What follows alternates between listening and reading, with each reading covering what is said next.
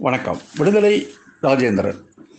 விஜயதசமி கொண்டாட்டத்தின் போது டெல்லியிலும் நாட்டின் பல்வேறு பகுதிகளிலும் ராவணன் உருவ பொம்மையை எரிக்கின்ற ஒரு நிகழ்வுகளும் நடந்து கொண்டு இருக்கின்றன.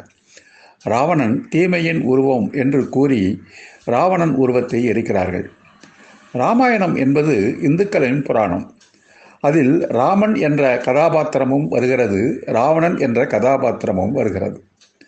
பல பார்ப்பனர்கள் தொலைக்காட்சியில் ராவணன் ஒரு ஆரியர்தான் என்றும் பேசிக்கொண்டு இருக்கிறார்கள்.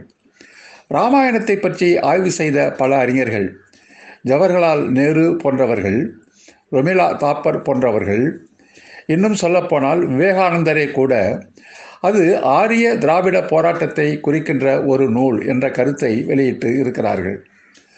திராவிடர்கள் ராவணனை தங்களுடைய இனத்தின் அடையாளமாக கருதி போற்றுகின்ற ஒரு நிகழ்வுகளும் நாட்டில் இருந்து கொண்டு இருக்கிறது. குறிப்பாக மகாராஷ்டிரா மாநிலத்தில் சங்கோலா எனும் கிராமத்தில் ராவணனுக்கு கோயில் இருக்கிறது. ஆண்டுதோறும் தசரா விழாவின் போது பழங்குடி மக்கள் பல்லாயிரக்கணக்கில் இந்த கோயிலுக்கு திரண்டு வந்து ராவணனுக்கு மரியாதை செலுத்துகிறார்கள், வழிபாடு செய்கிறார்கள். ஆக இந்துக்களில் ஒரு பகுதியினர் ராவணனை கடவுளாக கருதி கொண்டாடுகிறவர்களும் இருக்கிறார்கள். ராமாயணத்தை எதிர்க்கின்ற முற்போக்கு சிந்தனையாளர்கள் ராவணன் திராவிடர்களின் குறியீடு என்ற கண்ணோட்டத்தில் புரட்சி கவிஞர் பாரதிதாசன், புலவர் குழந்தை போன்றவர்கள் ராவணனை போற்றி கவிதைகளை எழுதியிருக்கிறார்கள். புலவர் குழந்தை ராவணகாவியம் எழுதியிருக்கிறார்.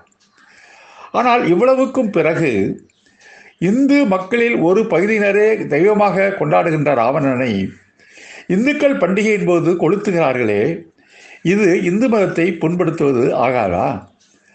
கந்த சஷ்டி கவசத்தில் உள்ள வரிகளை எடுத்து சொன்னதற்காக இந்து மதத்தை புண்படுத்தினார்கள் என்று சொல்லி குண்டர் தடுப்பு சட்டத்தில் கைது செய்து தமிழகத்திலே சிறையிலே அடைத்து வைத்திருக்கிறார்கள். மனுதர்ம சாஸ்திரத்தில் பெண்களை இழிவுபடுத்துகின்ற பகுதியை திருமாவளவன் எடுத்து காட்டியதற்காக அவர் இந்து மதத்தை இழிவுபடுத்துகிறார் என்று காவல்துறையில் புகார் செய்து வழக்கம் தொடுக்கிறார்கள். ஆனால் இந்துக்களில் ஒரு பகுதியினர் தெய்வமாக கொண்டாடும் ராவணனை இந்து பண்டிகை நாளில் உருவங்களை வைத்து எரிக்கின்ற நிகழ்ச்சிகளை நடத்துகிறார்களே, இது இந்துக்களை புண்படுத்துவது ஆகாதா? ஆக இந்து மதம் என்பது ஆரியர்களை உயர்த்தி திராவிடர்களை தாழ்த்துகின்ற ஒரு மதம் என்ற அடிப்படையில் இந்த எரிக்கின்ற புண்படுத்துகிற செயலுக்கு இவர்கள் என்ன பதிலை சொல்லப் போகிறார்கள்? சிந்திப்போம். நன்றி, வணக்கம்.